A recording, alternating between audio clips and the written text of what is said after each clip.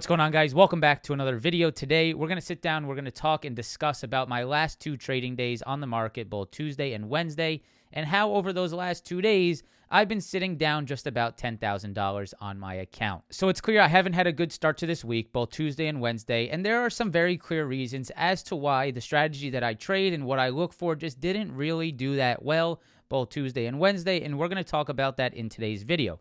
Now, we're also going to talk about some things that I've realized about holding a position, like the position that I am holding on Tesla, and how it sometimes affects my ability to trade intraday. So if you're someone that holds swing trades that also likes to trade intraday, I'm going to talk a little bit about how I've realized that when I'm holding a position, let's say a swing trade position, it causes me to enter the day with somewhat of a bias and somewhat gives me the inability or slows down my ability to really react to intraday trades. This is something that I've realized over the years of trading for myself, and I figured it would be a good time to go ahead and share that because, in all honesty, the Tesla position that I am holding since last week, I believe, is a large reason why I was down both Tuesday and Wednesday. I did not perform at my best as I am sitting here managing a swing trade position. So let's go ahead and break it all down. We'll talk about my underperformance both Tuesday and Wednesday. We'll break down the Tesla trade that I'm currently holding, and we'll sort of recap my last few trading days. So let's jump into it. Press that like button, subscribe to the channel. Let's jump right into the charts. All right, guys, so let's go ahead and start this video off by going over just the performance so far this year. Clearly, it has still been a fantastic year for me trading. I'm very pleased and very happy with what I've been able to do and some of the money I've been able to extract from the market, but we can see, right, the last few trading days just not very pretty, right? $10,000, $13,000 down over the last two trading days right there. And, you know, I've had a few problems with reading the market, and I can sort of understand what went wrong, and that's why I wanted to make today's video and really break down the problems that I had both Tuesday and Wednesday this week. So stats are still great, right? Great P&L on the year, great trade expectancy, profit factor is good, trade percent still valid, right? I'm still happy with where I'm at. We've still had a great January and so far a pretty good February as well. But right here, right here, just a little bit of, I'll explain it, right? I'll explain it. There's a lot of things to go over. And let me go ahead and do my best to walk through sort of my true emotions, true feelings, and why I think I've been having a little bit of trouble both Tuesday and Wednesday to start this week. So number one and most important is the Netflix trade. The Netflix trade and the big boy trade, right? The $50,000 profit on Netflix, a monster trade for me and something I have never done, right? I've never been here.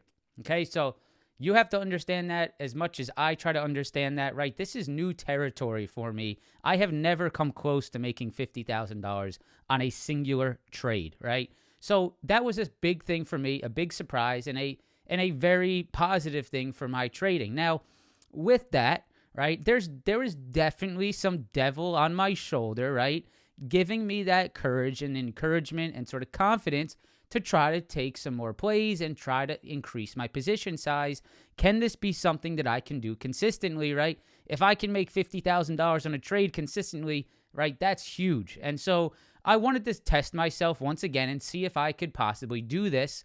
And I think this did cause a little bit of greed and a little bit of over leveraging and just not as clear thinking as you would want when you're trading in the market, right? That's number one. And that is very important for me and for maybe for some of you guys out there, right? This is very important. You hit a big one, you get a big trade, you get that confidence, and you start to see your trading actually deteriorate after that big win because you're getting greedy, you're getting emotional, you're wanting to repeat that trade, and it's very hard to replicate, right, when you have that type of a win. So that's number one, something I really wanted to get across here and make sure you guys understand. This is definitely something that every human being will deal with, okay?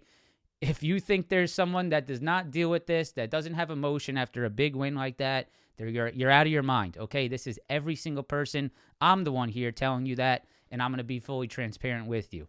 So that's number one. Number two is something that I don't judge myself as much on, and that is just the overall market chop and sort of sideways action, sort of very volatile wiki action before NVIDIA earnings, as well as FOMC minutes. So on Wednesday yesterday, we had NVIDIA earnings after hours, and we had FOMC minutes intraday. Leading up to that move, both Tuesday and Wednesday intraday, we definitely saw a change in price action. It was a very difficult type read. It was very wiki, very whiplash type action on the intraday, on the S&P 500 and the futures and the NASDAQ futures, and I had a very hard time really trading in that environment. So when I go back and I look at that environment, I can't blame myself too much. I understand why the market was how it was. It's very predictable, and I can definitely say that I did predict the market to act this way, but this is why my performance was not as great both Tuesday and Wednesday, because of that anticipation for NVIDIA earnings. Now, what you guys can see, right, coming into today was a monster day in the market, and the price action was really firing on all cylinders, and I had some really nice trades today. We had a sick AMD, about $1,000 profit on AMD, very nice break and retest to the upside. There was beautiful break and retest all across the market today. This was because the market was actually having some price action to the upside. So I can tell, right, from the last few days, and something I can share with you as well, that the strategy that I trade requires the market to not so much be trending in a single direction, but for the price action to have some volume, to have some actual movement. If the market is very sideways, very choppy, it is very difficult for what I do and what I look for to really be successful. Now, the last and final thing that I want to talk about in today's video is the Tesla trade. And we're going to dive deep into the Tesla position, but I just want to quickly get across some of the problems that not only the trade has caused me in terms of losing money, but in terms of my psychology and my sort of emotion intraday. So coming into every day, right, I am in a long position on Tesla. So, obviously I want the market to go up and I want Tesla to go up, right? I want to make money. I want to make money on my position. So I am looking pretty much intraday and at the morning open, I am looking for Tesla to move higher, right? That's what I want to happen. And this fact, right, of holding that swing trade has caused me to miss out on some opportunities to the downside, right? Coming into Tuesday morning, there was a killer rejection at 4:30 on the QQQ, and I didn't take it because I was monitoring Tesla and looking to see if upside could continue. That Tesla trade causing me to not perform at my best, right? Holding a swing trade, causing me not to react as quickly as I should to intraday moves. So this was something I wanted to bring across in today's video, and we'll get into the technicals of the Tesla trade and the details of the Tesla trade. But, right, I wanted to make sure you understood how a swing trade can create a bias that you don't even know is there, right? You may say, I'm not biased to a single direction, but I can tell you that if you're holding a swing trade and you have a type of amount of money in it that you really care about, right, something that is substantial for your account, then you're going to have a little bit of problems, right? Potentially trading both ways on the intraday. Not everyone will, but I wanted to share that with you. This was a problem that I encountered this week as well. So with that said, let's go into the Tesla trade that I'm still currently holding. So guys, pulling up TradeZilla, you can see this is my day today. Pretty much a flat day, give or take, right? I still have Amazon open. This is a really nice setup, and I'm up nicely on this position right now. We took some Amazon this morning, and it's sitting up, I think, around 20-25%. So that is still open. Took some profits on NVIDIA, AMD, a nice trade there. Here is the Tesla trade that I'm sitting down just about $4,000 to $5,000 right now. So right now, I did realize about $1,200 in losses. I just sort of reduced the size that I have. I can show you where I got in. This is back on Friday of last week.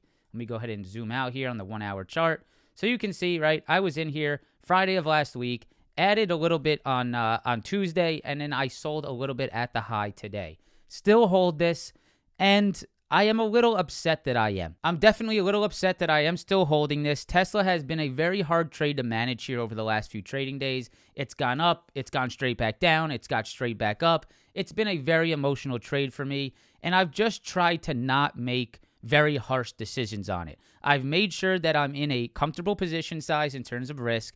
That I have made sure of. If I lose this, right, if I lose $4,000 or $5,000, $4, $5, $6, whatever it is, it's around. It could end up being around 9,000, but I don't think I'm going to let it get to that point. So at worst, right, I'm losing maybe $5,000, $6,000 on this trade. If that happens, I'm okay with that. I can accept that. I know I can make that back. So that question is what I'm asking myself at all times as I maintain this position. Am I comfortable with the risk that I have in this position? If the answer to that is yes, I'm okay just maintaining. Tesla has done some very clean things for me to stay in the position, and this is something that has kept me in. Now, the one thing that I regret on this trade is the expiration date that I chose. I chose too short of an expiration date. Obviously, in hindsight, I can say that.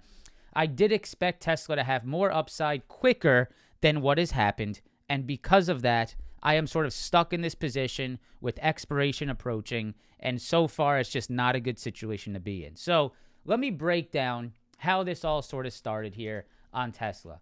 So we saw that one day on Tesla. This was back last week on Friday. We saw Tesla move above that 200 level, right? Back on Thursday, we had a push above that 200 level, above that 196 level. This was a big level that I was watching on Tesla. So let me go ahead and break this down. I'm going to go to the 4-hour chart. We're going to jump into this 4-hour, and we're going to break down sort of why I was interested in getting long Tesla back on Friday of last week.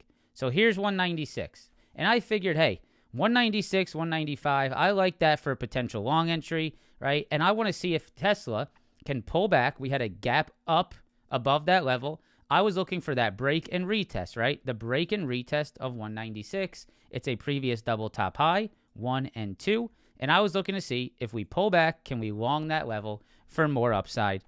And I felt like a 1 week out expiration on Friday was enough time for me to get this trade. So we can see here, this is the last few trading days. This was Friday, right? And so Tesla, right, seeing this on Friday, look at how well Tesla sort of maintained above that previous supply at 196, right? A very clean sort of hold above that level. And I was very comfortable to stay long in this area and look for the next week to sort of push back to the upside. Break and retest 196. I was very interested in that trade. Now, coming into Tuesday, market was closed Monday. Coming into Tuesday, we pretty much dive bombed right out of the open, right? We dive bombed right out of the open, and I was instantly red on this position. What happened intraday that made me hold the position? Whether it's right or wrong, I'm just explaining to you why I held this position. And the reason for that is this level right here and this 20 SMA on the daily chart. We had this previous low, triple bottom low, and we had this daily 20 SMA that Tesla was able to recover over, and we also held this demand low. So after Tuesday, I said to myself, okay, right, we're down, right? We're down on the trade, but I like how we recovered above the 20, and I like how we held this demand. So I'm going to hold this into tomorrow, right? So next day comes in, right? Coming into the day with a little bit of a bias, right? Wanting to see Tesla move to the upside. What happened the next day? Tesla squeezes straight to the upside. I get back to break even, slightly profitable on my position. And what did I do here that was 100% incorrect, right? I was looking for Tesla. After the big push, I figured, hey, Tesla just got back above my 196. I really like this, right? I loved what I saw on Wednesday. We got back above 196, and I said, hey, this could be really nice. Let's look to see if Tesla can consolidate today. I'll give it some pullback, but let me see if it can consolidate a little bit, get back over that 196, and see if it can cause another upside move. I want to see if we can hold that 20 SMA, and as long as we hold that 20, I'm okay just sort of maintaining. So that's what I did, right? I did allow this to pull back on me, but we held the 20, and it kept me in the position. So you can sort of see here, right? Tesla has just simply not done enough to get me out of the trade. For me to say, hey, it's not going to work, trade's breaking down, no longer good. The trade is still so valid here, but my time is running out, right? That is the problem here. So you can see next day, we come into the day, we're above 196 again. This is today. And what does Tesla do? It falls straight under 196 this morning due to some Lucid and Rivian earnings. And then the rest of the day, it holds that 20, holds above this demand, and grinds all the way back above 196 again. And here we are right now making this video. Tesla has really done nothing terrible to make me want to exit this position. And in some cases, I actually think it's doing good things to be looking for more upside, right? It's holding this demand at 189. It's holding above that 20 SMA right here, right? We can see that 20 SMA. Tesla's holding above it. And I think Tesla is still potentially creating higher lows and higher highs for that upside move. But once again, like I said, what's happening to me that is not good, I'm running out of time, all right? And that's the problem. So tomorrow is my last day on this trade. Tomorrow, I either roll this out for some next week contracts or I accept my loss. But I wanted to explain in today's video sort of the emotional sort of challenge that I've had holding this swing trade, how Tesla has really been a whiplash back and forth, right? After my original entry, we've been down, we've been up, we've been back down, we've been back up. And overall, the reason why I continue to hold is because I know from experience trading that this right here is consolidation and it is healthy for what the stock could do in the future. But the big but here is I did a poor job managing my position, my options position. I should have been better, should have been smarter by rolling out this contract right here. This was my opportunity on the big push on Wednesday to close my position and grab some next week contracts, right? Get some more time, roll out and get some next week contracts, right? Sort of push it out. This was my opportunity right here to push that out, right? And I like drawing that. That was fun. I should have taken that opportunity to roll that position out and get more time. And if that was the case, if I did do that, I would be a lot more comfortable in this position as of now. So just wanted to break that down for you guys. I hope you learned something from my experiences, learn something from what I'm going through as a real trader, right? I'm showing you everything I can, right? Everything that I can do to explain the situations that you're going to get yourself in as a trader. You're not going to all be in perfect situations at all times. It's not going to be like you're getting a back massage at the casino table. You know, everything's going well, right? You're hitting 21s back and back and back. 21s hitting, reds hitting, whatever it is. Okay, this is not going to always be the situation. Sometimes you're going to be dealt a 12, right? Sometimes you're going to be dealt a really bad hand, and you're going to have to manage out of it and learn from it. And that is what I'm doing right now on Tesla, and I hope that you guys can learn from this video as well. With that said, guys, I hope you enjoyed today's video. 1 second. We got some Options Insider merchandise. If you want to check it out, link down in the description. You got the Options Insider on the front, and that's a hoodie, right? And you can see right here.